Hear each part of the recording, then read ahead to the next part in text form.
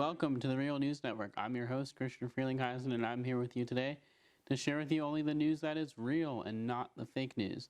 Let's take a little peek at tonight's news stories. Archaeologists discover a 3,100-year-old skeleton. What's so different and cool about this discovery is that the bones were not found in a cemetery, they were found in an ash altar. American cell phone usage, and the startling amount that teens and young adults check their phones. Latest on President Trump's approval rating.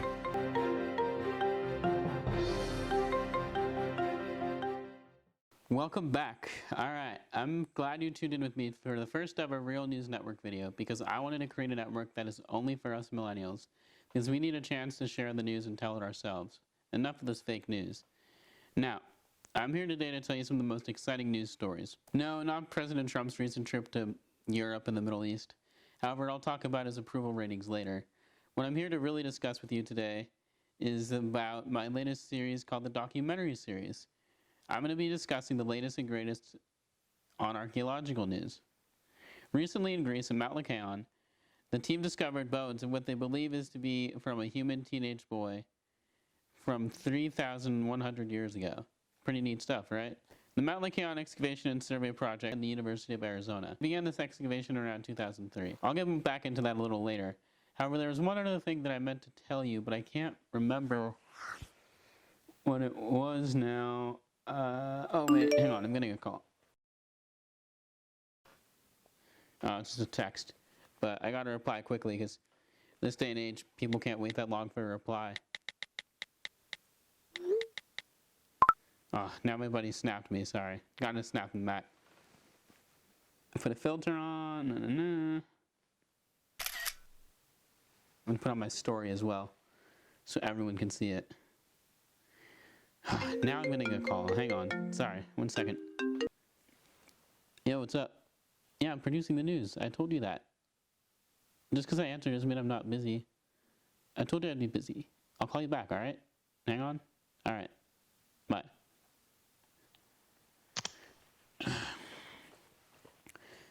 Anyway, sorry about that. I should be on my phone. I'm a news anchor, for Christ's sakes. That was what I meant to tell you, though.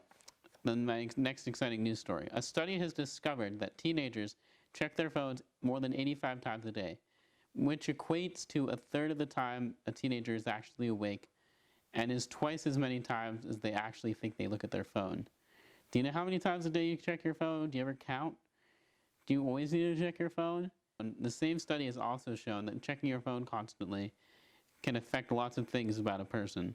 It can affect their mood, it can cause them to be jealous, and it can also cause them to be depressed. That's what I was getting at when I answered the phone. I wanted to show how often young adults and teenagers check their phone. 85 times a day, if not more. Think about how many times you check your phone. You know what this equates to? It equates to a third of the amount of time a person is actually awake. Think about that next time you're on your phone all the time. Next up, according to a study done by Quinnipiac University, among nationwide participants, President Trump has a 36% approval rating compared to 58% who disapprove of him. Currently, investigations are still underway if Russia was involved in the presidential election. Now, subpoenas were recently given to President Trump's lawyer and Michael Flynn. Also, President Trump is now blaming former President Obama about Flynn. Although Flynn now fired after only 25 days in office, it's not a surprising matter because President Trump was advised not to hire Michael Flynn. But what does he do? He hires Michael Flynn, even though he was advised not to. Look at what happened. It speaks for itself. The majority of Americans said this, according to a poll, about the president. He is not honest. He does not have good leadership skills. He does not care about average Americans. He is not level-headed. He does not share their values. Additionally, 52% of voters say they are embarrassed to have Trump as president, according to this poll. Now that we've got all that depressing and dramatic news out of the way, I want to get back to the archaeological excavation in Greece, which is a little more exciting. I'll be on site in person, questioning and interviewing archaeologists and architects, discussing Mount Lycaon, the digging, and the researching. To date, a complete map of the area has been made, including not only the ash altar in Temenos, but also fountains, including the Hagno fountain, mentioned by Pausanias, the Hippodrome, a building that was probably a bathhouse, the Xenon, a stoa, several rows of seats, and a group of statue bases. Now that's cool news. That's the real news you want to hear about. The human skeleton, which had the upper part of its skull missing and stone slabs covering the pelvis, was discovered amid a 100-foot broad ash altar adjacent to a man-made stone platform.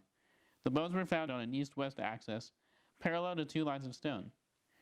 Pottery found near the skeleton that date to the 11th century BC at the end of the Mycenaean era placed the age of the bones at 3,100 years old. Archaeologists believe the skeleton is that of a male teenage boy. Anyway, that's all I have for you on today's series of the Real News Network. I'm glad you liked the first show. Please come back and watch more. Stay tuned for the next one.